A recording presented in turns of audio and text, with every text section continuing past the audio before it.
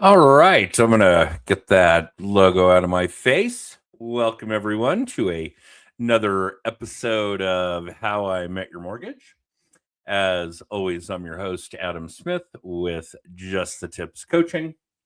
And for those of you that don't really know the format, although we've been doing this for a very long time, we're halfway into our ninth year, and we're probably doing 40 or 45 episodes a year. We've done quite a few of these, but we do it as a live video cast, and then we go through the editing process and strip out the audio and then turn that into our podcast. So when we're doing it live, there are just things that can happen. And one of those things, and you guys have seen where our guests have done this in the car or out at a showing or whatever the case may be, and today's no exception. Our guest, a repeat guest who I will introduce when she pops on with us here, is stuck in traffic. She's having a very Monday, and we will get to that when we can.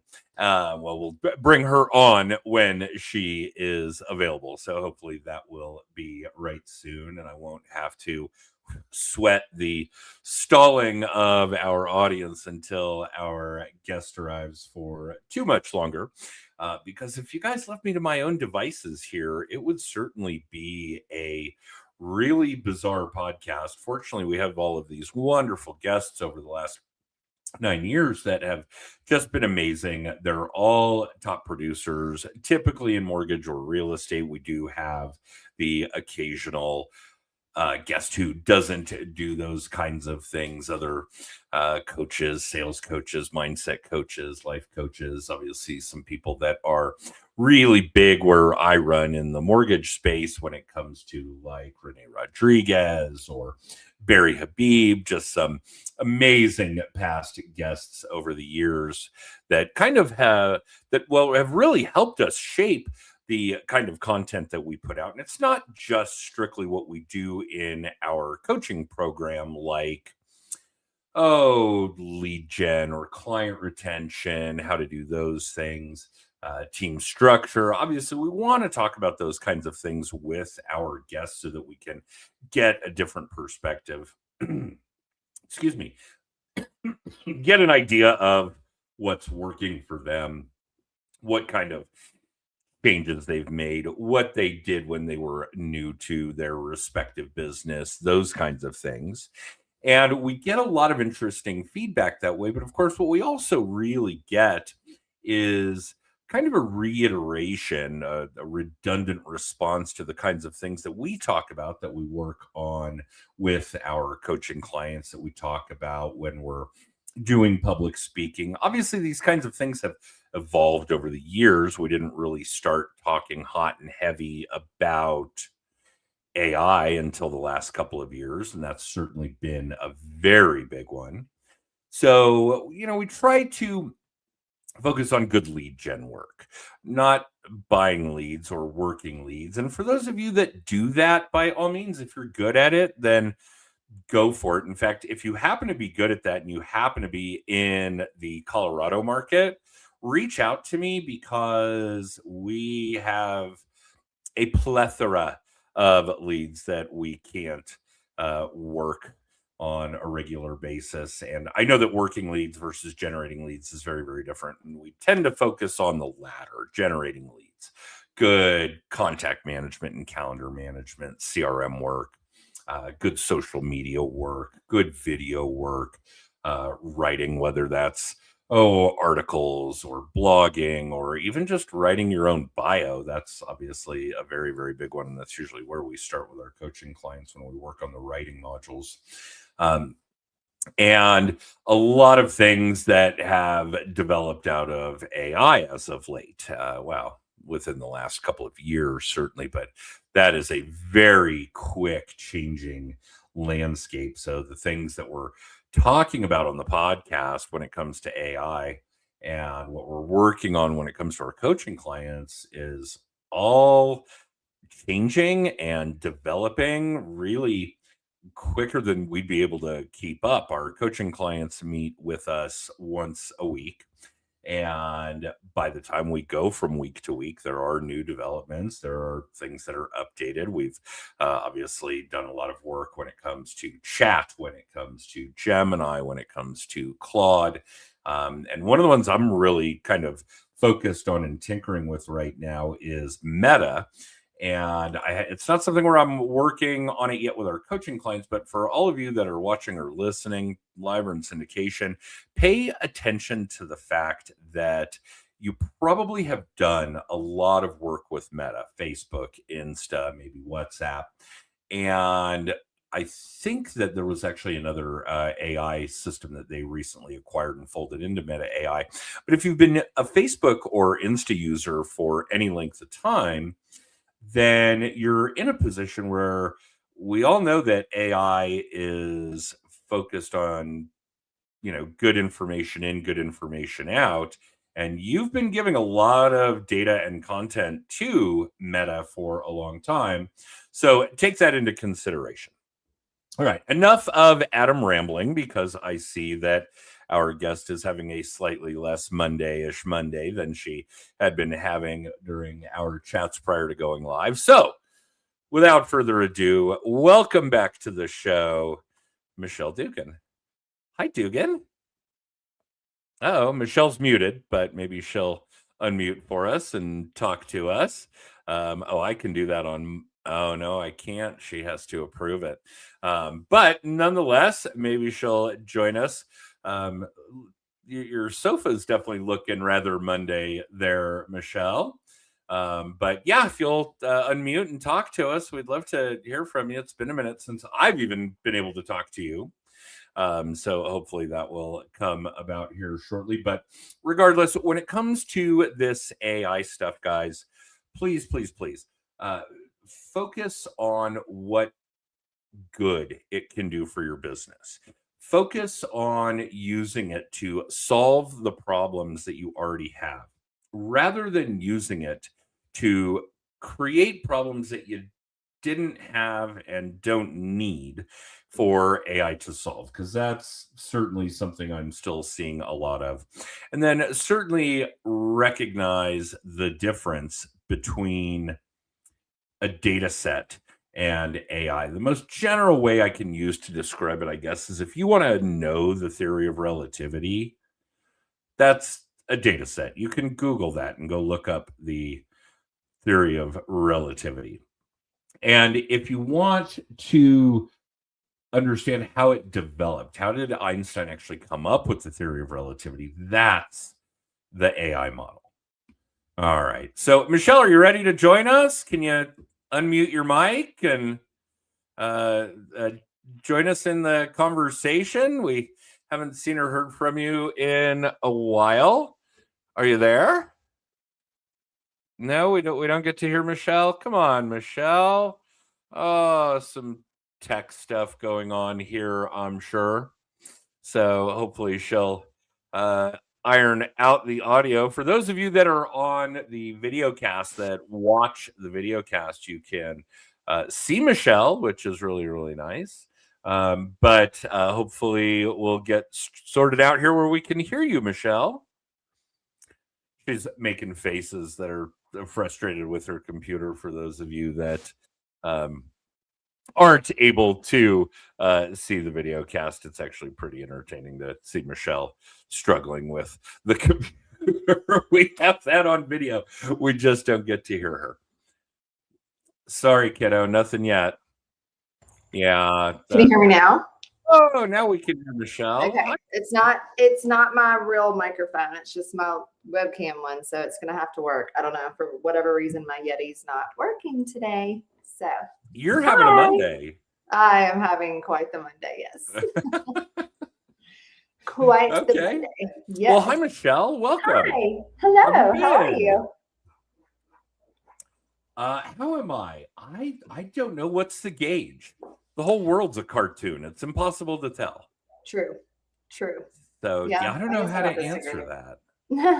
Yeah, it's been an interesting year. I'll put it that way. Yeah. But they all have been for I don't know, actually, I it's know. funny because we were just talking about how the real onset of the pandemic, the peak of the pandemic was 6 years ago plus. Hmm. I don't know where 6 years went. I know, I because mean, it feels like it was yesterday. yeah, my mental timeline has definitely become pre-pandemic or post-pandemic, and I think that's kind of how Yep. Gen X and the millennials are just going to roll with it.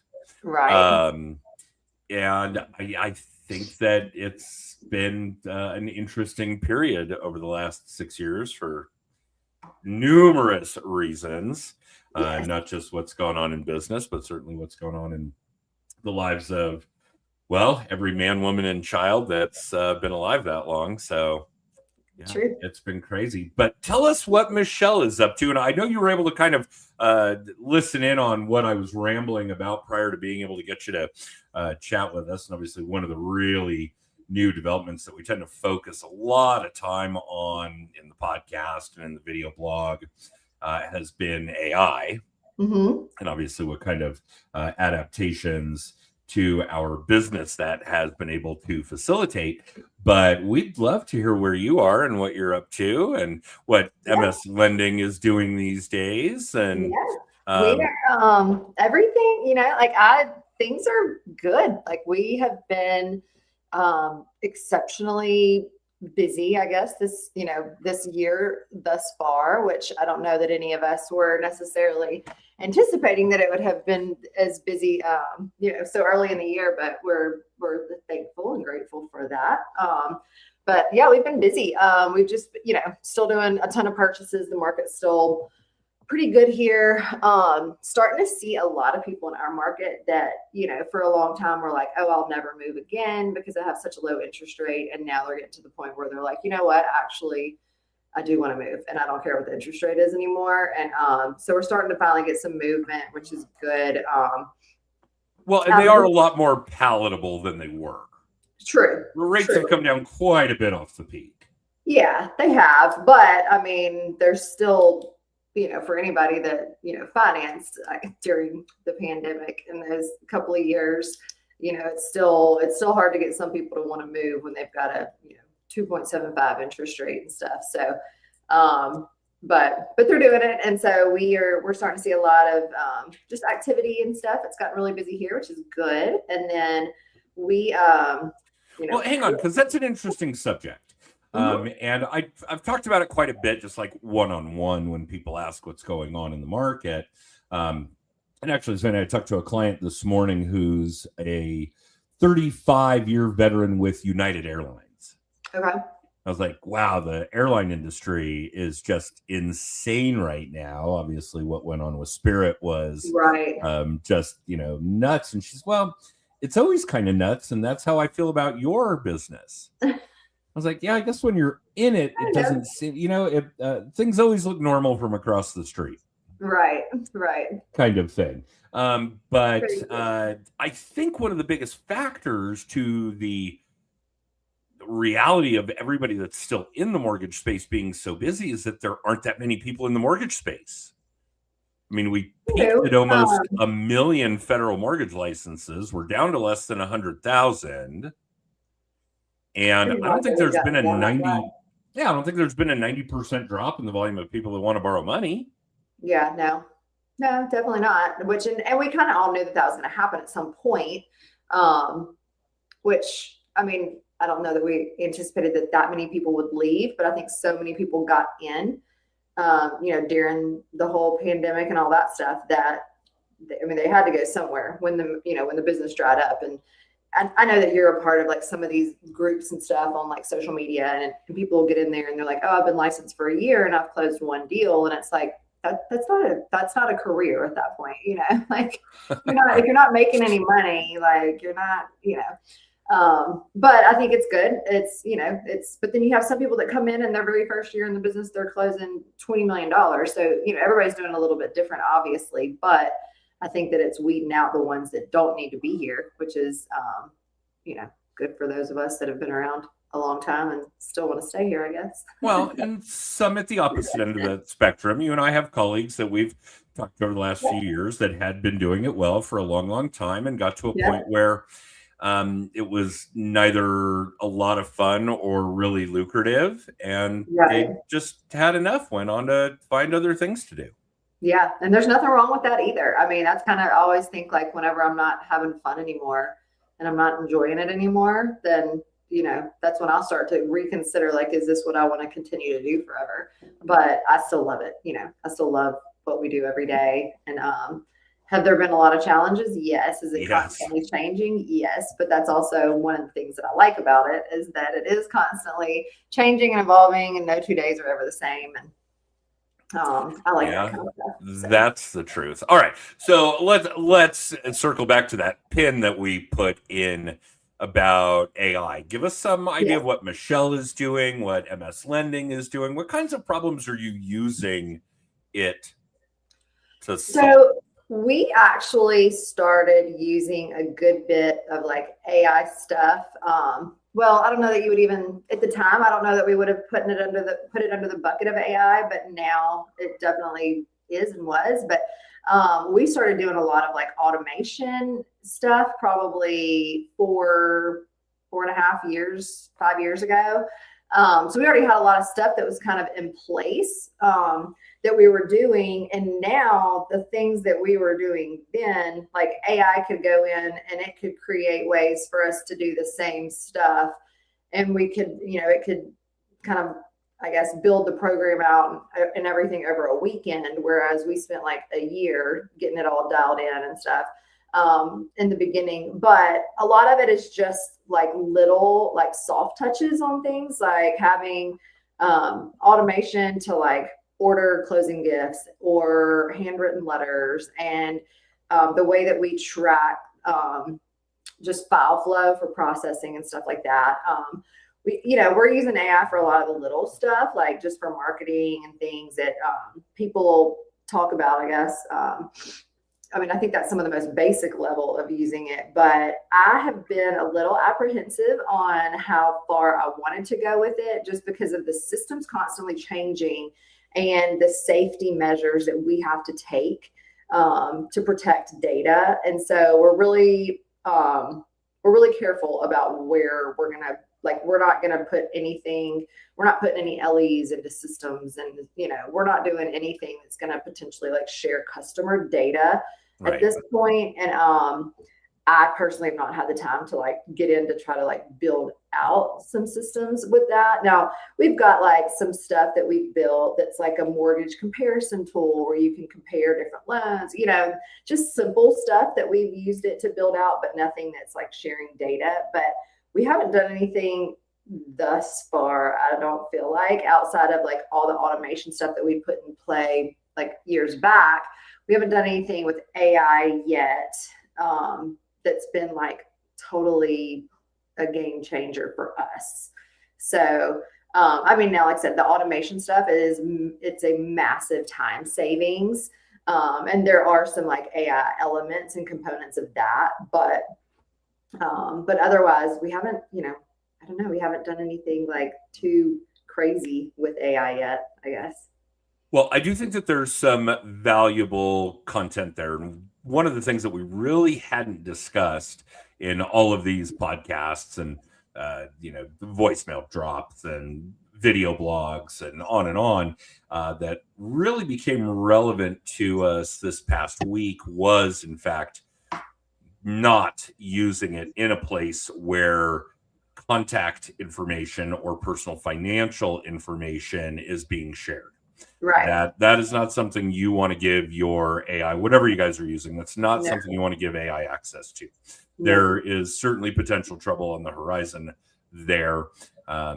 It's a matter of time before major AI systems are hacked. And we see it with government systems, with utility systems. To have that happen and be caught in it is obviously a very, very bad idea. In fact, you probably saw this, although it's been probably a few months now. Somebody had turned all of that data over, not just to AI, but to a VA. Yes. And that VA had gone on to basically commit credit fraud, identity theft with some of this loan originator's clients. Yep. And right off the bat, just absolute panic. Yeah. And I have an amazing VA. And she does have access to a lot of our things like social media.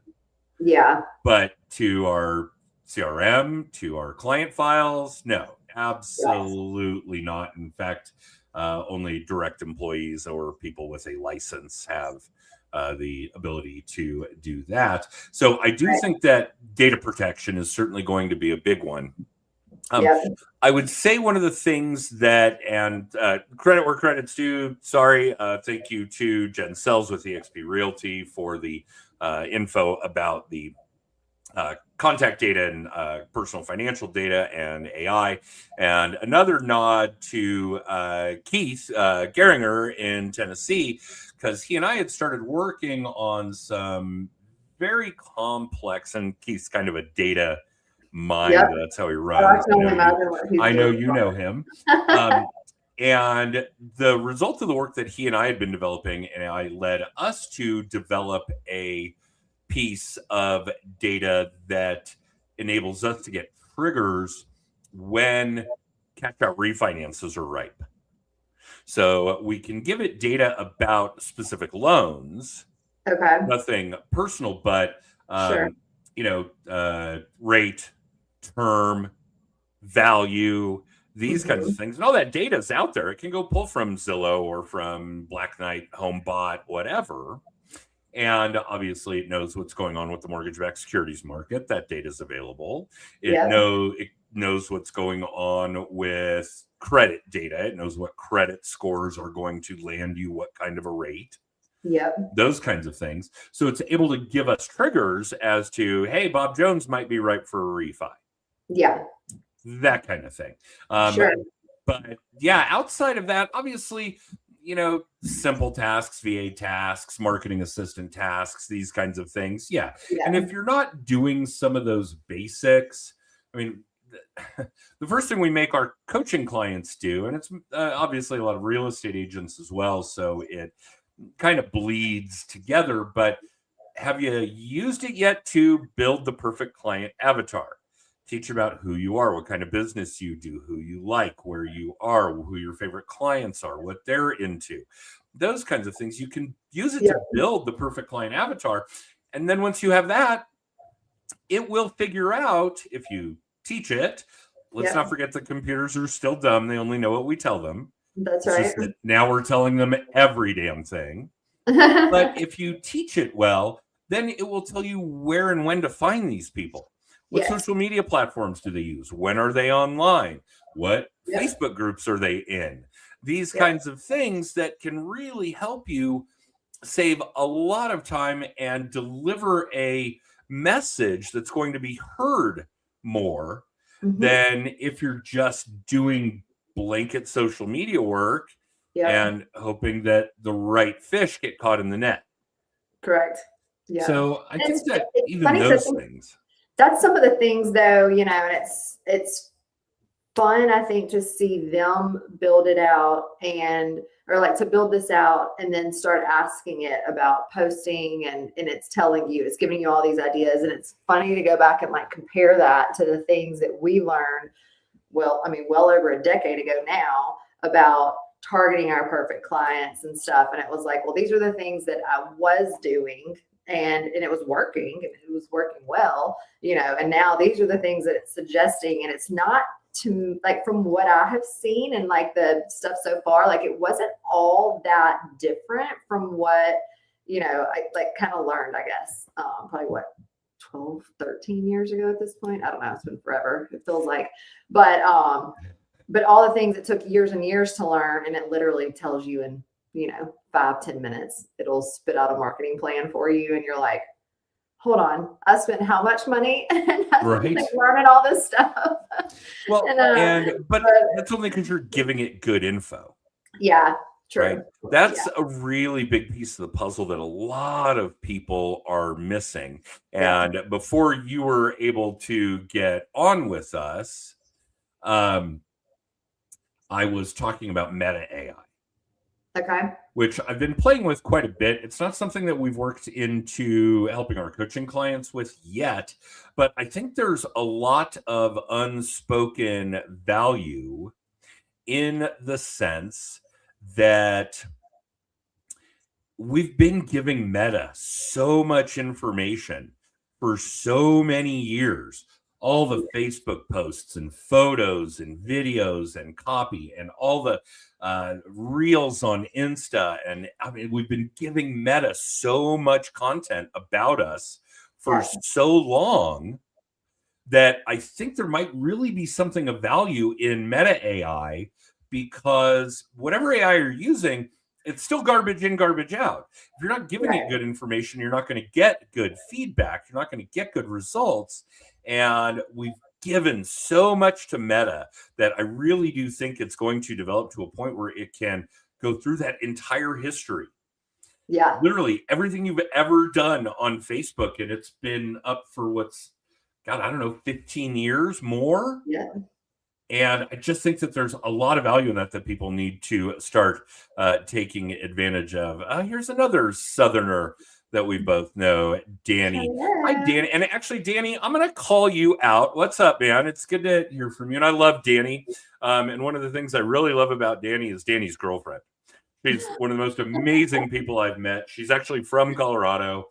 And she's been in our office before. I really dig the kind of insight that she has into this stuff. She's really great at marketing, and she's seen what goes on in the mortgage space. So she's kind of got a unique intuition about it. But Danny, I'm looking at your photo here in your comment, and it's AI generated, including Danny's AI cartoon action figure, which I'm going to rag on you is not a good use of AI.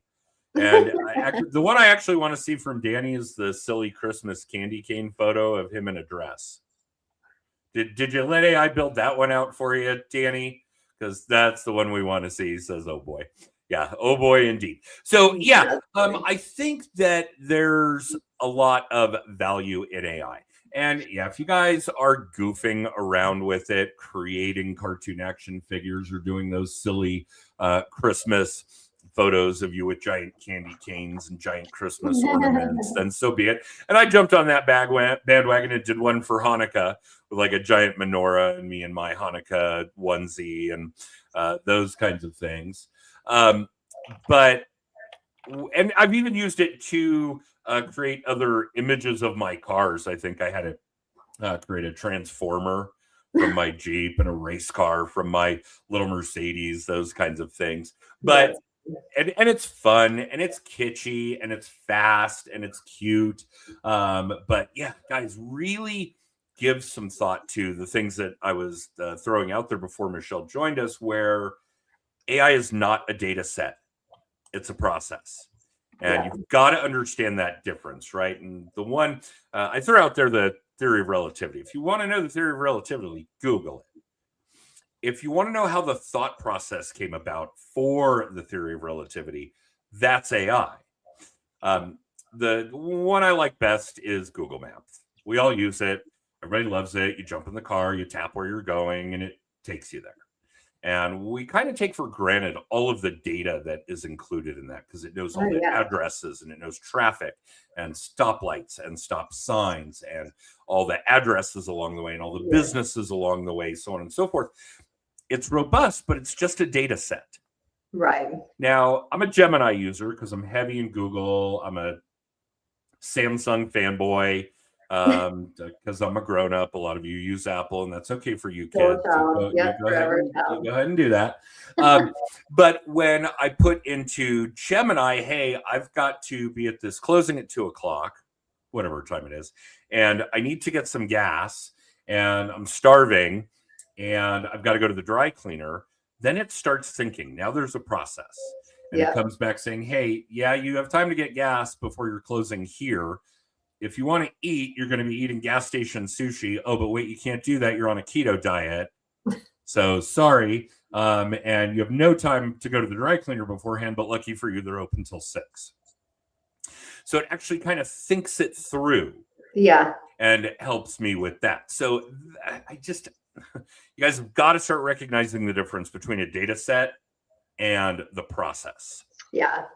I see so many people using AI as a Google search. Mm-hmm.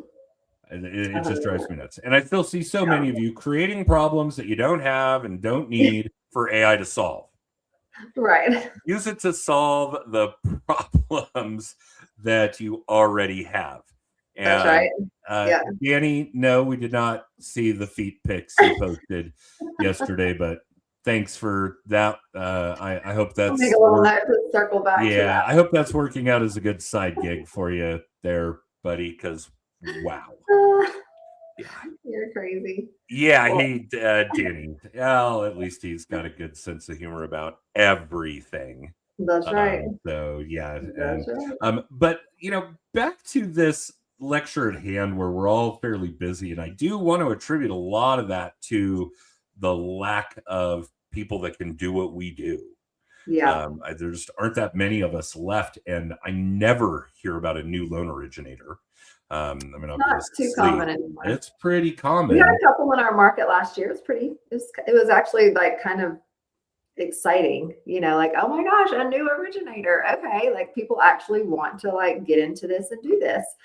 And like we have one, and she's doing phenomenal, and her mom was in the title side of things for a while, so they're still getting in, but it's definitely not in waves. But we're also like it's very different here, like than where you are. Like we are a very local.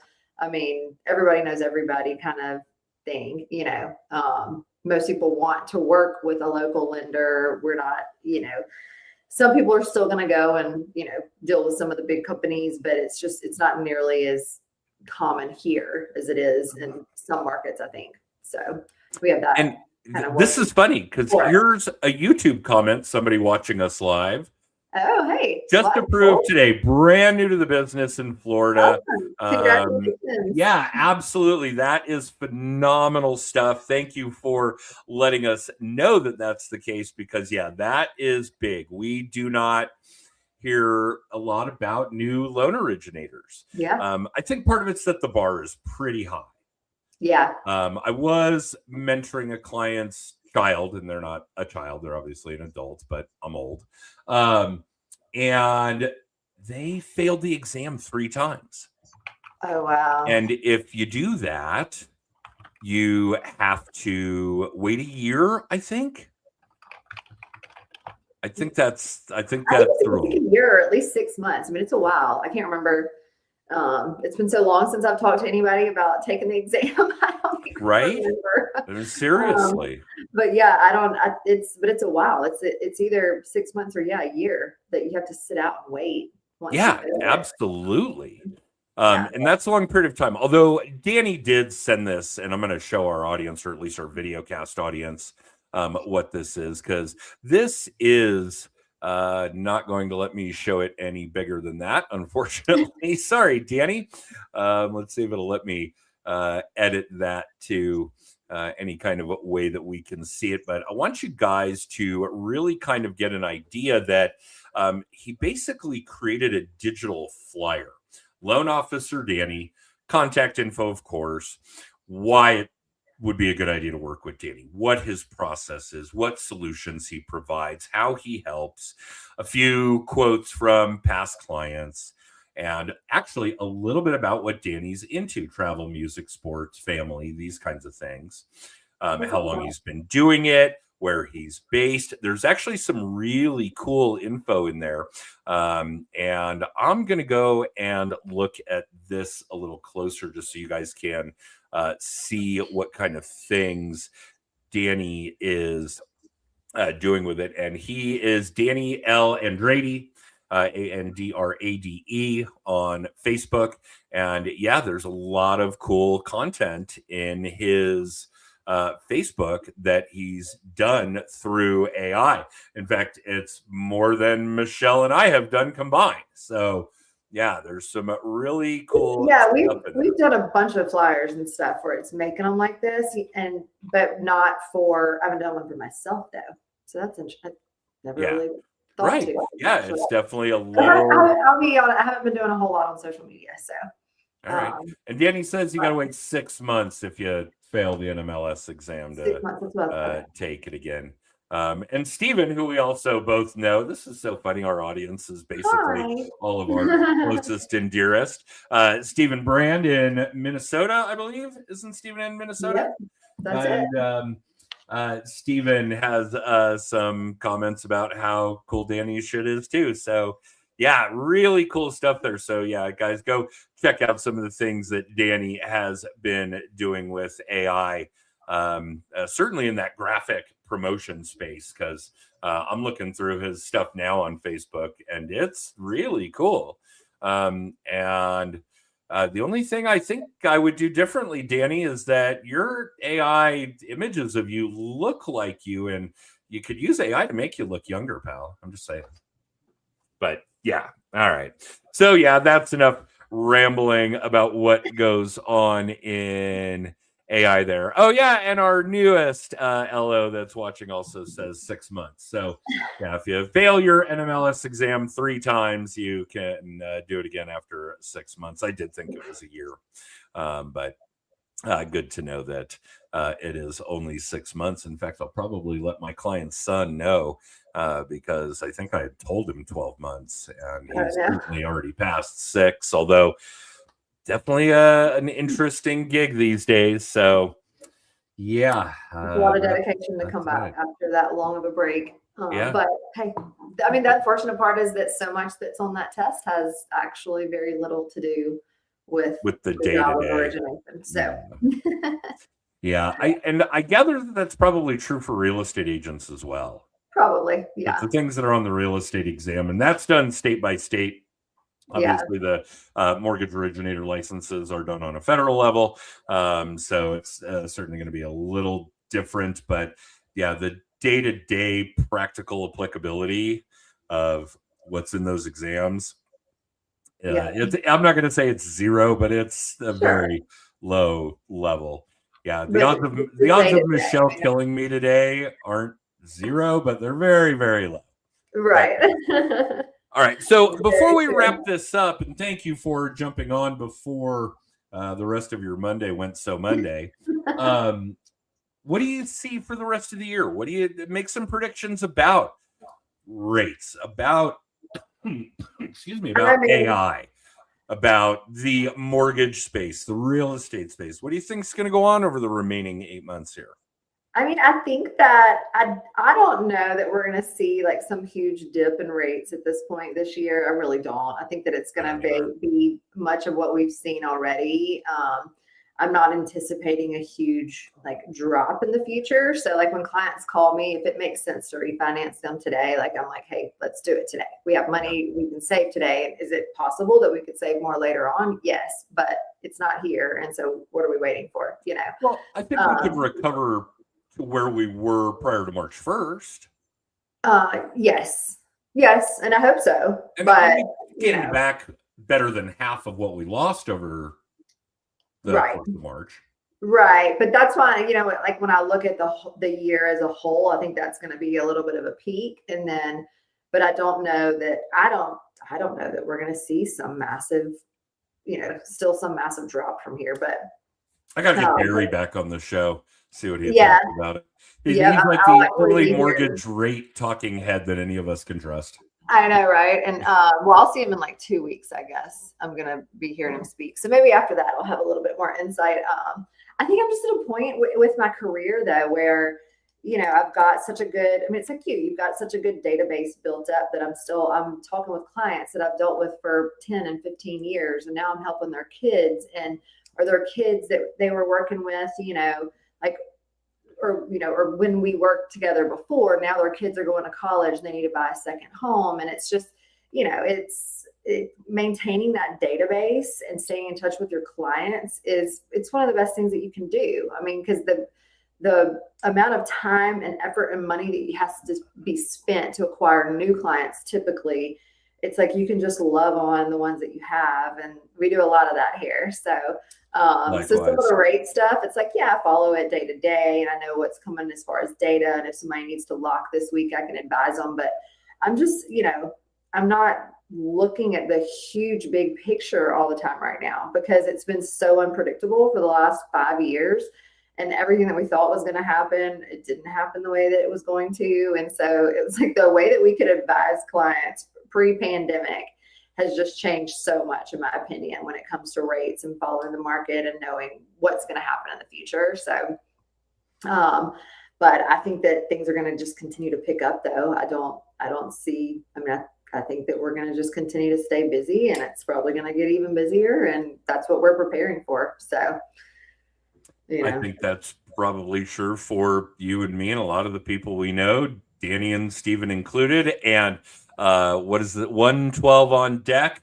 It should be for you too. And again, congratulations and welcome to the circus. That's right. Yeah. That's right. Yeah, that's fun stuff. Okay, and what about technologically? What do you guys want to look at and implement the rest of this year? Definitely looking at implementing some different AI stuff.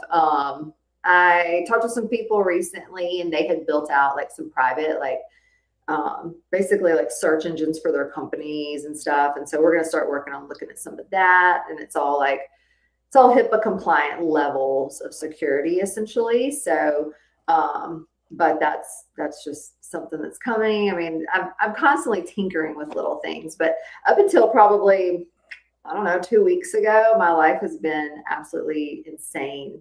We've been traveling with kids and sports and bought a new house and about to buy another house for my son in Oxford. I mean, we've just been busy. And so we've been getting by, but I haven't had a whole lot of free time to look into just to kind of set aside time to work on AI. So, but that's on the horizon. So I feel like I'm finally getting some of my own life back now that sports and travel and all this stuff is coming to an end for the season. So for the season, we're about to have a new season. It's always a new season coming. the never-ending story. I will take my summer and enjoy it, and then hopefully, we'll see what all we get put into place. I mean, I think we've got some really great systems, which helps a lot. But hey, everything can be made better, right?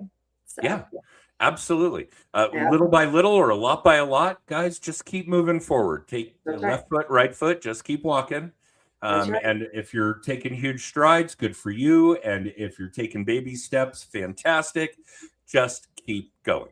That's right. That's right. But also be mindful of what you're doing. I know that from what I'm hearing, like audits are going to start getting really into like AI stuff for all of us mortgage company owners. And so that's, just staying up on top of all that it's very high on my list, just to protect us, into the future too. So I know some people that have gotten some pretty massive fines from some states that they've been through audits in. And I do not want to find myself in that position.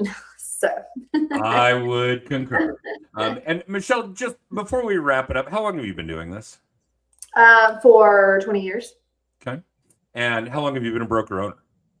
7. Okay. Yeah, there's a lot of value in that. Yeah. No question. I mean, I'm like, we're not toddling anymore. We're like, we're all into elementary school. All right. On the Michelle making Adam feel old note, let's wrap this up. We'll get you back for another episode, and certainly when your day isn't so crazy. Sounds good. We'll buy a little. Great to see you.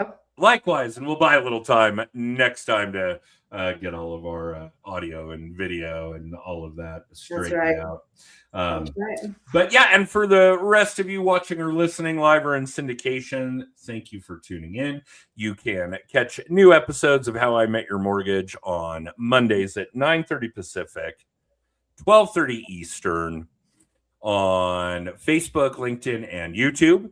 We got a lot of activity on all of them today, so thank you for all of you tuning in. And then the podcast goes up on Wednesdays on Amazon, Apple, and Spotify. And if you want to see the other things, hang on there, 112 on deck. We'll answer your question. But for the rest of you that want to see other episodes or the weekly video blog, the weekly little tip, or any of the other things we do, the Mile High Mastermind, etc., go check out justthetipscoaching.com. And her question, Michelle, is, do you have a niche or are you broadly focused? How should I approach the market as a new LO? I mean, I think as a new LO, it's hard to go in with a niche just because you're still so new, right? Right now, I would be more focused on just trying to get somebody to send you business. A lot of times, I think the easiest way to do that is through realtors and growing those relationships. Don't be afraid to use social media. Let everybody know what you're doing now and how they can get in touch with you and how you can help them. There are riches to be made in niches, as they say, but I think that you've got to get just started somewhere. And the first place in getting started is just getting some deals and some experience under your belt. Sometimes those deals that are going to come to you from realtors, it's probably going to be the hard deals, but that's how you learn. And you can learn a lot about the mortgage industry quickly working on some really hard loans. So at this point, yeah, I would be, trying to just get any realtor to send you some business and just get going, using social media so that people know who you are, connect with real estate agents on there, and just blanket your market with your information so that people know to call you. Trying to focus on a niche at this point, I don't know that would be the best way to go, in my opinion.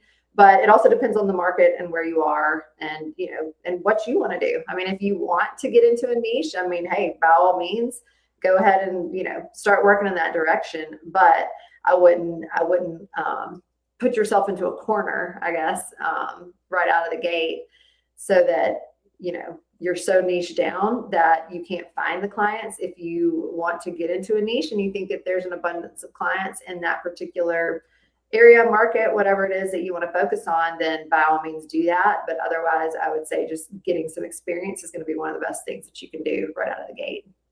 I think one of the summation of some of the best advice I ever got was the goal should be getting more people to consume more of your content. And obviously, when we say content, we all tend to think social media. But if you like networking events and you're chatting one-on-one with somebody, whatever's coming out of your mouth is your content. If you're mailing postcards, whatever's on that postcard is your content. So social media is obviously a big one, but audience, constantly growing your contact database. Remember, everybody you come across could be a client lead or advocate. They either own real estate, they want to own real estate, or they know somebody who owns real estate. And that's a very big deal when you're in mortgages or real estate, because every single person out there that you meet could be a client, a leader, an advocate. So take that into account, and then, make sure that they are seeing you. Whatever that happens to be, whatever your content is, make sure that they are seeing you. So focus on more people consuming more of your content all the time. That's an eyes open, eyes closed, 7 day a week kind of gig. Something you got to focus on all the time. But all right, we're going to wrap it up. Michelle, thank you. I'm going to run our extra. We'll be back next week with another episode of How I Met Your Mortgage. And for everybody watching, listening, live or in syndication, have a great week. For those of you that participated, thanks for all the comments this week. And we will see you guys next time. Bye.